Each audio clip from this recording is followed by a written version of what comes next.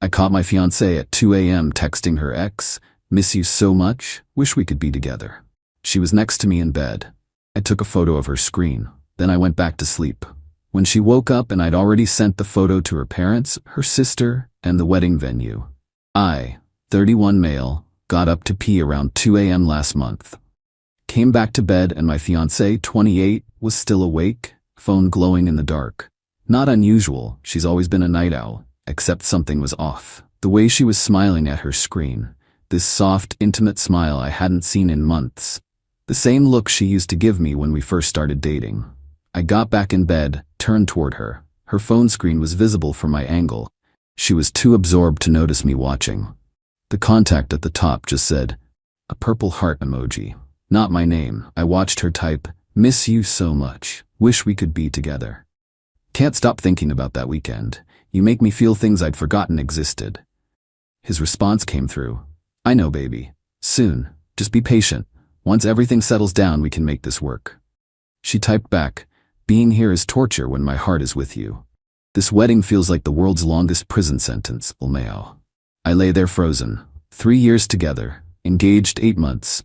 Wedding was 6 weeks away, invitations mailed, deposits paid. My parents had just thrown us an engagement party, and she was texting another guy that marrying me felt like a prison sentence. With Ulmeo at the end. My brain went weirdly quiet. No anger, no hurt, just this cold clarity. Like someone flipped a switch. I grabbed my phone off the nightstand, opened the camera, held it steady and took a photo of her screen showing the messages. Then another as she scrolled up revealing more. Then a third. She never looked up. Too busy in her little conversation. I set my phone down, turned away from her, stared at the wall. About 10 minutes later, she finally put her phone away, kissed my shoulder. "Love you," she whispered. I didn't say anything. Pretended to sleep. She texted a bit more. I could hear the buzzing, then finally dozed off around 3 a.m. I didn't sleep, just lay there thinking. Around 5 a.m., when I was sure she was deep asleep, I grabbed my phone and went into the bathroom. Closed the door, sat on the edge of the tub, opened my email and started composing. First one went to her parents. Subject, wedding canceled.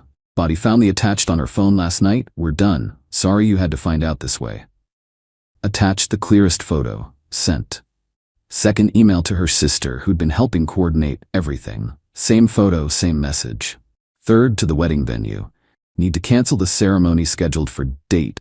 Please process per the contract terms. Documentation of cause attached.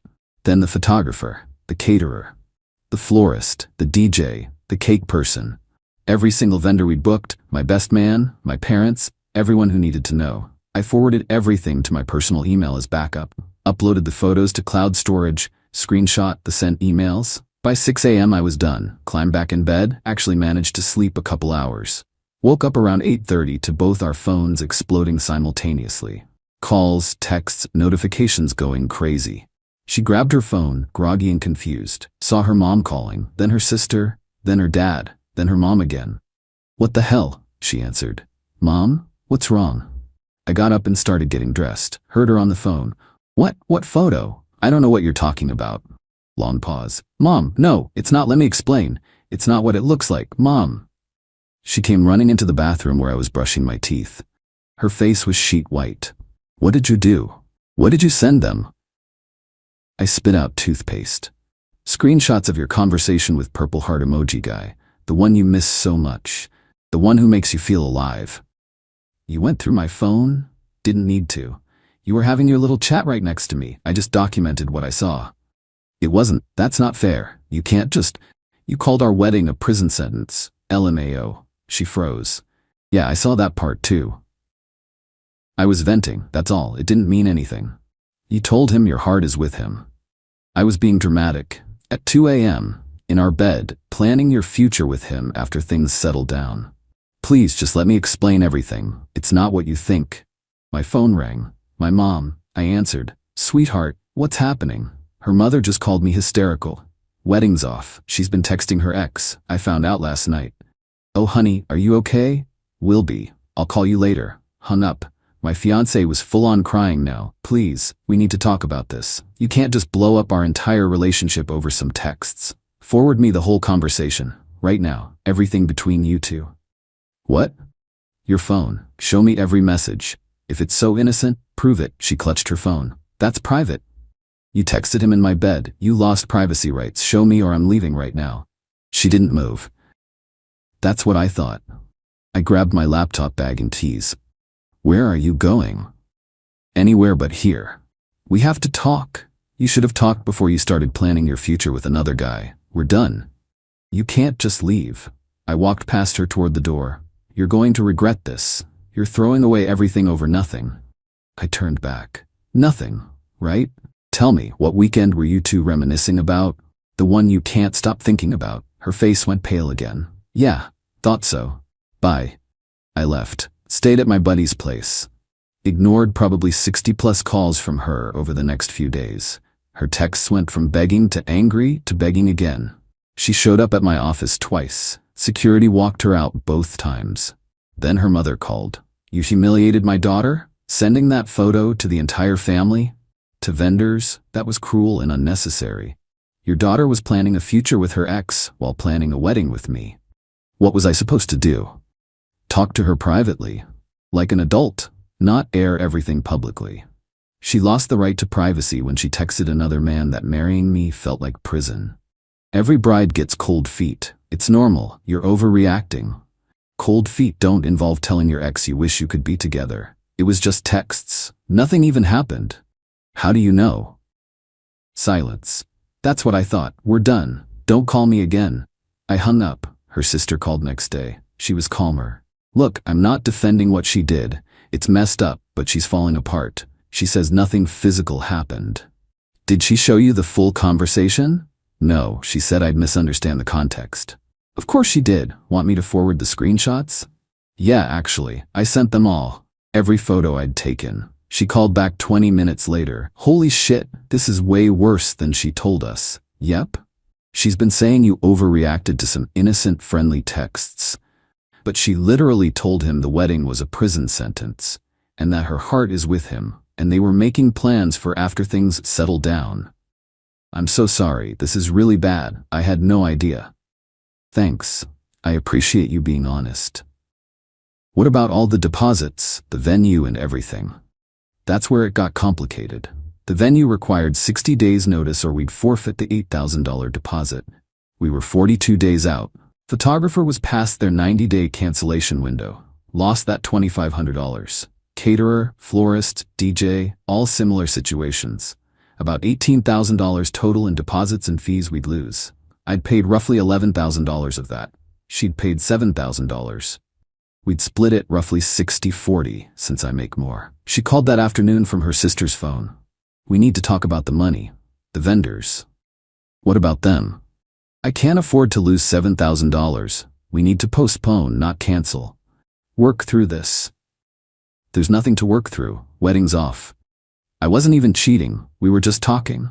You told him you wish you could be together. You made plans for a future with him. That's cheating. It was fantasy, venting. I would never actually do anything. Your messages say otherwise. You're being completely unreasonable. We can do counseling. Fix this. But I can't lose $7,000. Should have thought about that at 2 a.m. This is financial abuse. I actually laughed. Financial abuse is me not marrying someone who's in love with their ex? Try again. My lawyer says I can sue you for half the losses since you unilaterally canceled. Your lawyer should read the contracts. Most wedding vendors have infidelity clauses. Cheating is grounds for penalty-free cancellation by the non-cheating party. Long silence. You're lying. Read your contracts. I already did, specifically looked for it after I sent the cancellation emails. This is insane. What's insane is you expecting me to marry you after what you did. We could have worked it out. Which texts were misinterpreted? The ones where you miss him? The ones where you're planning your future together? Or the one where you called marrying me a prison sentence with LMAO at the end? She hung up. Her dad called that evening. This one I was dreading. Son, can we talk? Yeah. I saw the messages. What she did was wrong. I'm not defending it, but I'm asking you to think about the financial fallout here. She's going to be buried in debt from this. That's not my problem. I know, but listen. You paid more into this wedding. What if I reimbursed your losses? Made you whole financially? Could we work something out where everyone walks away clean? I don't want your money. Please, just consider it. I know you're not getting back together. I understand that, but let me help with the financial mess. She's my daughter. She screwed up badly, but I can't watch her drown over this. That got me. He wasn't making excuses, wasn't defending her, just being a dad. I'll think about it. That's all I ask. Thank you. About a week later, she showed up at my buddy's place. Don't know how she found me there. We need to talk. Really talk. No. You owe me that after 3 years. I owe you nothing. It was a stupid mistake. I got scared about commitment and reached out to someone familiar. It didn't mean anything. You told him your heart was with him. I was being dramatic. You know how I get emotional. Yeah, now I do. You get emotional and text your ex about leaving me for him. That is not what happened. Then show me your phone. Full conversation, everything. She held her phone tighter, didn't say anything. That exactly. Leave. When you're alone and miserable, remember you're the one who gave up. When you're explaining to your next boyfriend why your last engagement ended, remember you texted your ex that marrying me was a prison sentence. She left. Came back an hour later with her mom. My friend answered the door. Nope. He doesn't want to see you. Her mom pushed past him. We're not leaving until he explains himself. I came out. Both of you need to go. You destroyed my daughter's reputation. Everyone thinks she's a cheater. She is a cheater. Some texts don't make her a cheater. Actually, they do. Emotional affairs are still affairs. Nothing physical happened. You sure about that? I looked at my ex. What about that weekend you mentioned? The one you can't stop thinking about? Want to tell your mom about that? Her face went white. Her mom turned to her. What weekend? Nothing. We just ran into each other at a conference. Had dinner. When? I asked. She didn't answer. The Denver conference. 2 months ago, the one you went to alone, where the Wi-Fi was supposedly so bad we barely talked. Her mom's expression changed. Did something happen? No, we just talked. You're lying, I said. You told him you think about that weekend constantly, that he makes you feel alive. That wasn't just dinner. Tears started. We kissed. That's it. One kiss. Her mom looked like someone punched her. Finally, some truth. You physically cheated 2 months before our wedding. It was just a kiss. You're still lying, but honestly, I don't care anymore. Both of you, get out. Her mom was staring at her daughter. You told me nothing happened at that conference. Mom, it was just, you looked me in the eye and told me nothing happened. It didn't, not really. Get out of my friend's house, I said. Now, before I call the cops. They left. But her mom turned back at the door. You're making a huge mistake. She's a catch.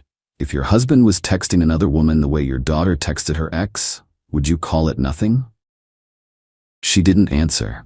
That night, the ex-Purple Heart guy found me on social media. Sent a message. Hey man, this is awkward but wanted to reach out. What happened with her name and me wasn't planned. We have real history. Sometimes feelings don't just die. She's torn up about hurting you, but she's confused about what she wants. Maybe better this happened before the wedding. Sorry you got caught in this.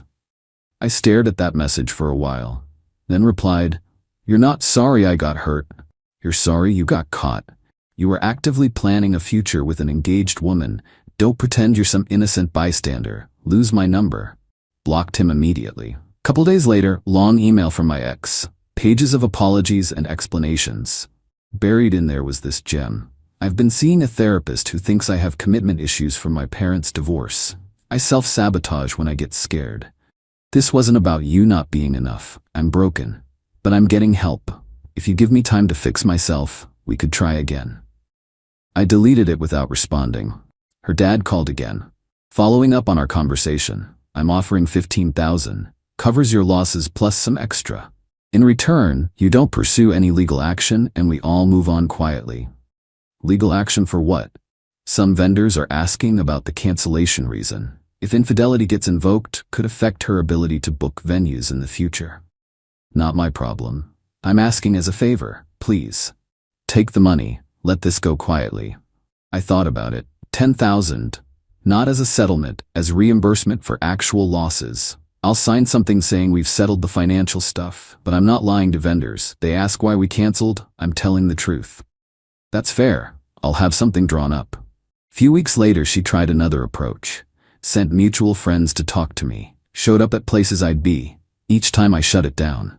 Final attempt came about a month ago. Handwritten letter. Long, emotional, basic message. She'd ended things with her ex, was in therapy, had done the work, wanted another chance. I tossed it. Her sister called. Did you get her letter? Yeah.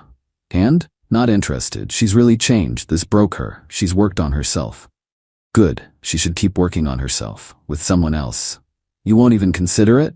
Never. I'll never trust her again. Every late night text, every work trip, every time she's distant, I'd wonder. That's not a relationship. So 3 years mean nothing? 3 years mean nothing compared to a lifetime of paranoia. It wasn't one mistake. It was months of texting. An emotional affair, a physical affair, because I guarantee it was more than just a kiss. It was lying repeatedly. Planning a future with someone else while planning a wedding with me. That's not one mistake. She's paying for it, lost most of her friends. Her reputation is destroyed. She can't even mention the wedding without people judging. Natural consequences. You sound cold. I'm not cold. I'm just done being manipulated. Fair enough. Last I heard, she moved out of state. Fresh start somewhere. Purple Heart guy apparently ghosted her once things got real. Shocker? Me? I'm alright. Not great, but alright. Therapy is helping with trust issues. Dating feels weird now. Keep looking for red flags everywhere. Sold the engagement ring at a loss. Used that money for a solo trip. Cleared my head. Canceled the apartment lease we'd signed together. Stayed in my smaller place. Cheaper. Simpler. Ran into her mom at the grocery store a couple weeks back. We made eye contact. She looked like she wanted to say something, then just nodded and walked away. My parents still check in. My mom admitted after everything that she never really liked my ex.